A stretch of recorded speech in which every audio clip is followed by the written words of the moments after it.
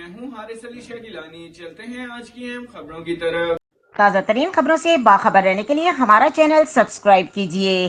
رخ کریں گے پاک پتن کا۔ ڈپٹی کمشنر امتیاز احمد خان کھچی کی ہدایت پر دریائے ستلج میں اونچے سیلاب سے بچاؤ کے لیے ضلع انتظامیہ کی جانب سے انتظامات کیے جا رہے ہیں۔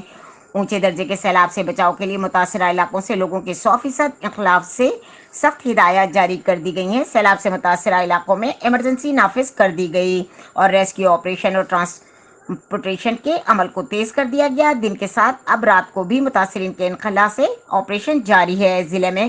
ضلع بھر میں 52 فیلڈ ریلیف کیمپس بھی آپریشنل کر دیے گئے ہیں۔ مختلف مقامات پر سیلاب متاثرین کے محفوظ مقامات پر منتقلی کے لیے ریسکیو آپریشن کامیابی سے جاری ہیں۔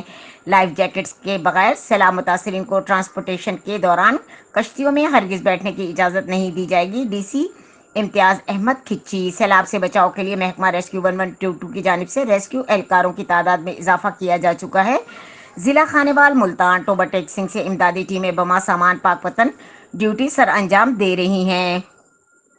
پاک پتن محکمہ ریسکیو کی جانب سے اب تک 1307 سیلاب متاثرین کو ریسکیو اور 667 مویشیوں کو محفوظ مقامات پر منتقل کیا جا چکا ہے۔ ڈی سی پاک پتن امتیاز احمد کھچی نے بتایا کہ سیلاب متاثرین کو ریلیف کی فراہمی کے لیے پاک آرمی کی ایک کمپنی بما ضروری سامان سول انتظامیہ کی مدد کے لیے فیلڈ میں پہنچ چکی ہے۔ انتظامیہ کے افسران متاثرین کے محفوظ مقامات پر منتقلی کے سلسلے میں ریسکیو اور ٹرانسپورٹیشن کے عمل کی نگرانی کر رہے ہیں۔